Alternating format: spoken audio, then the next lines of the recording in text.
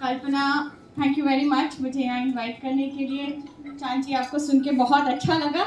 आपने जिस तरह से ये इस आज के सेशन की शुरुआत की है, आप बहुत अच्छा बोलती हैं और आप सबको भी देखकर बहुत अच्छा लगा। एक जैसा सबने पहना है, मैं बहुत आउट ऑफ प्लेस फील कर रही हूँ पर प्लीज़ मुझे अपने में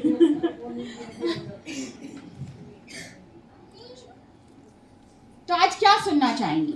आज कल्पना जी ने बोला कि आज का जो वुमेंस डे का वो इस बारी का थीम है वो डिजी ऑल है, मतलब हम किस तरह से अपना फ़ोन ज़्यादा अच्छी से यूज़ कर सकते हैं। डिजिटल गवर्नमेंट ऑफ इंडिया का इनिशिएटिव है डिजिटल, पर मैं उस पर नहीं बोलना चाहती। चांद जी ने बोला कि हम कैसे इस जो दुनिया की रेस है, कौन आगे जा रहा है कौन पीछे जा रहा है, उसमें थोड़ा समझ के सोचें कि हम क्या हैं और क्या करना चाहते हैं समाज के लिए। मैं उस सबसे थोड़ा सा हटके चांद जी के ही शब्दों को थोड़ा आगे लेते हुए आपसे आज बात करना चाहूँगी कि समाज, देश, फैमिली, सबकी नींव जो आपकी प्रेयर में थी, आप सबके लिए थी, नारी के लिए थी। आपकी प्रेयर बहुत सुंदर थी और वो बोल रही थी इतिहास फिर से रचो। एक्चुअली थोड़ा सा सोच के कि इतिहास शायद रचना नहीं है, भविष्य नया बनाना है। और वो भविष्य तभी बन सकता है आप थोड़ी देर समाज को भूल जाएं, थोड़ी देर फैमिली को भूल जाएं, थोड़ी देर देश को भूल जाएं, थोड़ी देर धर्म को भूल जाएं। तो किसके बारे में सोचें? मी द वुमेन, मैं नारी, मेरी जात, मैं नारी, मैं कौन हूँ। और आई थिंक हमारे कल्चर का, हमारी सोसाइटी का एक नियम है या कल्चर है कि जब हम एज अ वुमेन बॉर्न होते हैं, हम ढलते ही चले जाते हैं वो नारित्व में। बेटी, फिर बहू, किसी की बीवी, फिर माँ, फिर दादी, ये सब में। ये सब बहुत अहम रिश्ते हैं, पर इन रिश्तों के पीछे कौन है? मैं हूँ।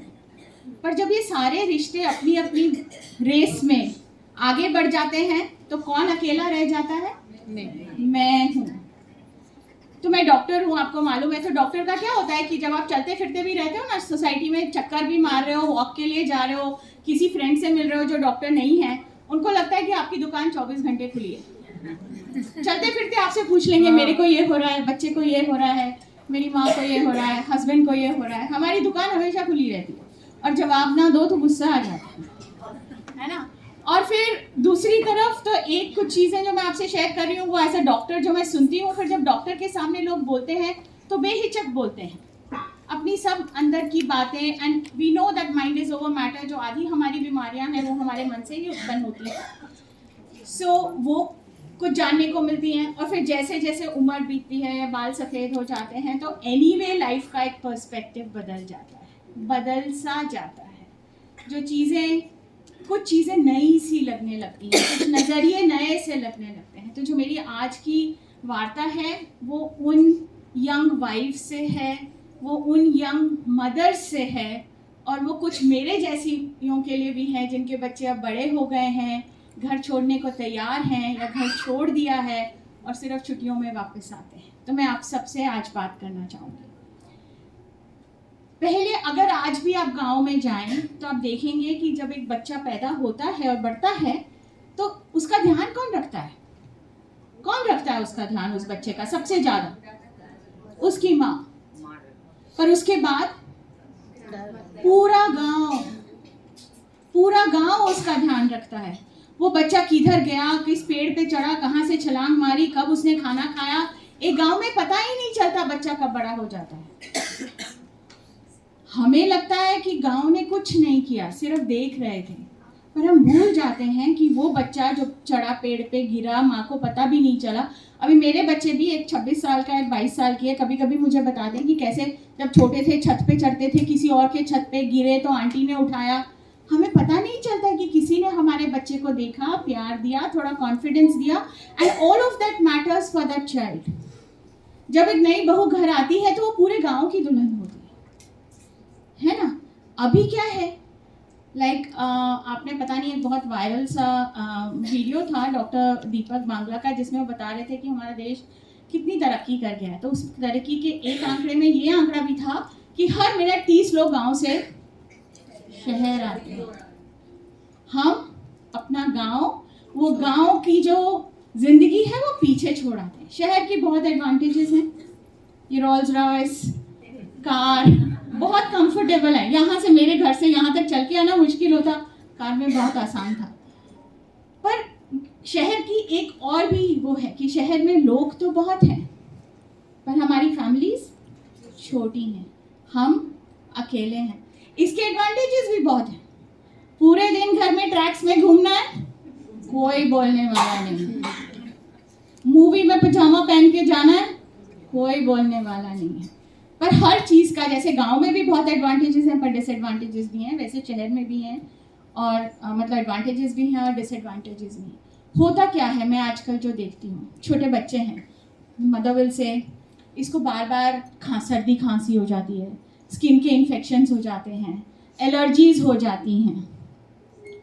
और मेरा कहना है बच्चे को बाहर तो छोड़ो, मट्टी में तो खेलने दो, दूसरे बच्चों के साथ तो खेलने दो। हमारी सोसाइटी में आजकल बहुत आर्ग्यूमेंट चल रहा है कि हर गली में सीसीटीवी होना चाहिए। बच्चे कहाँ जा रहे हैं पता भी नहीं चल रहा। इतना भी क्या डर जायज़ है? कुछ हद तक शायद जायज़ है। मे बी दुनिया आज ऐसी हो गई है। वो क्यों हो गई है? वो क्यों हो गई है? क्योंकि सिर्फ मैं, मेरे हस्बैंड, मेरे बच्चे। अभी भी ये जो प्रेयर चल रही थी आपकी संस्था की, गा सिर्फ यहाँ जा ही नहीं थी। आप सब एक संस्था हैं, साथ जुड़े हुए हैं। मेरे पीछे कुछ थी जो गा रही थी साथ साथ, बाकी सब सुन रहे थे। वो संस्था का होना, वो गांव का होना, मतलब उसे अपनाना, उसमें ढलना। पर हम अपने तक इतने सीमित रह जाते हैं अपनी ज़िंदगी की दौड़ भाग में कि मुझे सिर्फ मैं दिखती हूँ, मेरा हस्बैंड दिखता है, मेरे बच्चे दिखते हैं और शायद मेरी सास, मेरी माँ, और कुछ नहीं। होता क्या है, बच्चे बड़े हो जाते हैं, टीनेजर्स हैं जिनके मालूम होगा बात भी नहीं करना चाहते, कहीं और भाग रहे होते हैं। चले गए तो फेस टाइम करेंगे, व्हाट्सएप वीडियो करेंगे, पर हाँ हो तो आप अकेले। मेरी एक फ्रेंड है, उसका एक बेटा है, मेरे जितनी है। बेटे की शादी हुई तो बहुत रोई। मैंने कहा ये लड़की वाले रोते, तू क्यों रो रही है? तो बेटा बहू को लेके अमेरिका जा रहा है, मैं बहुत खुश हूँ, पर मैंने अपनी सारी जिंदगी सिर्फ बेटे में डाली है। अब मैं क्या करूँगी, मैं अकेली हूँ। तो मैंने बोला उसे, चलना कुछ ना कुछ तो हो जाएगा, तेरे इतने इंटरेस्ट हैं। तो मेरे को देख के बोलती है, तू डॉक्टर है ना, अपना करियर है, इसलिए तेरे को समझ नहीं आता, तेरे पास आज भी कुछ करने के लिए है। मैं खाली हो गई। तो जब मैं जैसे ये बता रही थी कि बच्चे को एलर्जी है, कॉफ है, एंड आई टेल देम कि मिट्टी में जाने दो और बच्चों से खेलने दो, पर गंदे हैं, मिट्टी गंदी है, गंदगी है। आप सब मिट्टी में खेलें? आपको ज्यादा सर्दी खांसी होती है या आपके बच्चे को या पोते को? मिट्टी से बने हैं, मिट्टी में जाना है, डायपर पहनाना है, बच्चों से खेलने देना नहीं है, दिन में 10 बार हाथ धोने हैं। कोविड के बाद लोग बोलते हैं बहुत लोगों को सर्दी खांसी हो रही है। इतना हैंड वॉश लगाओगे, इतना सैनिटाइज करोगे तो ये होना ही है। दिन में 2-4 थप्पड़ पड़ेंगे तो बड़ा थप्पड़ पड़ेगा तो उसको झेलने की आदत पड़ेगी। तो हमें बचपन से जो हमारा एक गांव का माहौल था जिसे हम छोड़ के आ गए, गांव बोल लीजिए, कम्युनिटी बोल लीजिए, कस्बा बोल लीजिए। अभी मैं पिछले महीने कराईकुड़ी करके एक जगह है, वहाँ गई थी। वहाँ शेट्टी रहते हैं और उनके जो अभी भी मकान है बड़े बड़े महल जैसे, वो उस एक मकान में हम रहे थे। तो वो मकान बने हैं कि उसमें फैमिली का साइज कम से कम 100 लोग का होना चाहिए। तो मकान बना ही इस तरह से है, पहले आंगन बनता है, सबसे पहले आंगन बनता है। वो आंगन किस लिए बनता है कि घर की जो शादियां होंगी वहाँ होगी, जो मंगलसूत्र पहनाया जाएगा वो वहाँ पहनाया जाएगा, तो शुभ जगह होनी चाहिए। फिर उसके बाद आसपास के एक वेरांडा बनता है, फिर एक लंबा ऐसे कमरा बनता है जहाँ पे घर की सारी महिलाएं सोती हैं, फिर ऊपर एक कमरा बनता है जहाँ घर के सारे आदमी सोते हैं। बेडरूम सिर्फ 3-4 होते हैं वो 100 लोगों के घर में, वो सिर्फ नव दंपति को दिए जाते हैं। पर हर एक बहू का, हर एक लड़की का एक छोटा कमरा होता है जहाँ पे वो अपना दहेज, अपना सामान, अपने जेवर रखती है, वो उसका एक छोटा सा कमरा जरूर होता है। मतलब मेरी अपनी भी जगह है पर मैं कुटुंब की हूँ।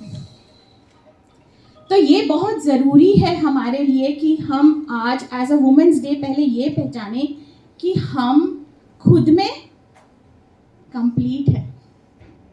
हम कंप्लीट हैं तो हम बाकी अपनी जो रिलेशनशिप्स हैं फिर उनको बढ़ाते हैं, पर अपने आप को कंप्लीट करने के लिए एक नरिशमेंट ज़रूरी है। वो नरिशमेंट क्या है? अपना एक गांव बनाइए। जैसे जिस समाज में हैं हम, इसमें थोड़ी ज़्यादा नींव में भाग लीजिए। सिर्फ बिल्डिंग में नहीं जाना है, नींव में जाना है। मतलब सिर्फ पति मेरे लिए सब नहीं है, सिर्फ बच्चे मेरे लिए सब नहीं है। मेरी एक दोस्त होनी चाहिए जो मेरे साथ जब मैं काम पे जाऊं तो मैं उसके साथ अपने दिल की भड़ास निकाल सकूं। मेरी कोई ऐसी दोस्त होनी चाहिए जिसको खाना पीने का शौक़ हो, जो मेरे साथ वो शेयर कर सके। शायद मेरी कोई और एक दोस्त होनी चाहिए जो मेरे साथ शॉपिंग में जिसको शौक़ हो। हम आजकल क्या करते हैं, क्योंकि हमारी फैमिली बहुत छोटी है, हम सब कुछ अपने हस्बैंड से, अपनी मदर इन लॉ से, अपने पेरेंट्स से एक्सपेक्ट करते हैं। कोई भी किसी की पूरी एक्सपेक्टेशंस फुलफिल कर सकता है? होता क्या है, आप अपने हस्बैंड को बोलते हैं आपको तो समझ ही नहीं आता, मेरे को वैलेंटाइन में सिर्फ एक रोज़ नहीं पूरा बुके चाहिए था। वो बेचारा क्या बोलता है, अगले साल ले आऊंगी, अगले साल फिर भूल जाता है। आप भी कुछ बोलती नहीं है पर मन में रहता है। सो जब ये मेरी फ्रेंड है जिसका बेटा चला गया, उसको मैंने बोला पर हस्बैंड है ना, मेरा मन करे तो मैं उसको मर्डर कर दूं। पूरी जिंदगी मैंने इसकी बातें सुन के निभाया है। And that guy is a very nice guy, बहुत अच्छा आदमी है। मैं एक बारी अपनी एक फ्रेंड के 6th फ्लोर पे रहती है, तो हम लोग नीचे देख रहे तो 6 लेडीज बैठ के बातें कर रही थी। तो ऐसे क्या बातें कर रही हैं इतनी एनिमेटेड। सो दिस जो उसका हस्बैंड था, वो भी फ्रेंड है, बोलते हैं सबको अपने हस्बैंड्स को मर्डर करने का प्लान बना रहे हैं। So many times I have seen कि लोग टीवी सीरियल देख रहे होते हैं तो हस्बैंड या वाइफ कुछ भी बोलते हैं, चुप करो मेरे को देखने दो, राइट? सो एंड वो इसीलिए क्यों होता है, because one person can not fulfil all roles. And आपको अपना गांव बनाना है। वो हस्बैंड सब कुछ नहीं कर सकता, वो रोमांटिक पार्टनर, हीरो, कमाने वाला, आपकी सब्जियां भी ले आए, आपको किचन में भी मदद कर दे, अपने कपड़ों का भी ध्यान रखे, वो सुपरमैन तो ना वो आप है ना आप हो। तो आज के दौर में जब आप शहर में रहते हो, ये गांव बनाना बहुत ज़रूरी है।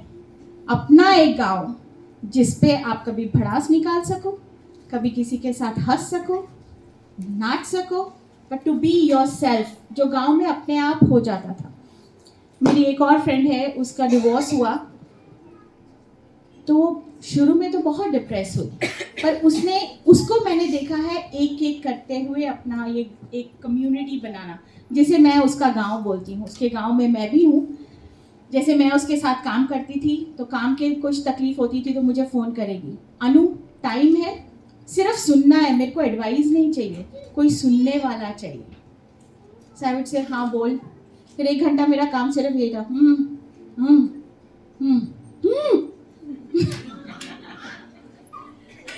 एक उसकी फ्रेंड थी, जब वो डिवोर्स के सब प्रोसीडिंग्स चल रहे थे, जो अपना टाइम छोड़ के उसके साथ कोर्ट में जाए वापस आए। एक वो फ्रेंड थी कि जब उदास हो उसके पास साथ आए, उसके लिए खाना लेके आए, उसके साथ बैठे। आपकी कितनी ऐसी सहेलियां हैं? आपके फेसबुक के तो बहुत फ्रेंड्स हैं, ऐसी कितनी सहेलियां हैं जिनसे आप भर की भड़ास निकाल सके, जो आपको वैलेंटाइन डे पे फ्लावर दे दे, I love you for being my friend, I love you for being my गाँव वाला, I love you for being somebody, जो मुझे याद दिलाती है कि मैं नारी अपने आप में कंप्लीट तो हूँ, पर मुझे वो सशक्त बनाने के लिए, मुझे वो समाज में अपना रोल निकालने के लिए निभाने के लिए, मुझे आगे बढ़ने के लिए, मुझे वो रोल्स रॉयस में बैठने के लिए, वो प्रेरणा देने के लिए, वो इंस्पिरेशन देने के लिए मुझे तुम्हारी ज़रूरत है। वो कौन है? तो अपने हस्बैंड, अपने बच्चों के से आगे जाइए। इस नारी in on this women's day अपना वो ट्राइब बनाइए जिसके ऊपर आप कभी लीन कर सकती हैं, कभी उनको सहारा दे सकती हैं, पर ओवरऑल अपनी नारी होने का उनके साथ सेलिब्रेशन कर सकती हैं। So thank you so much.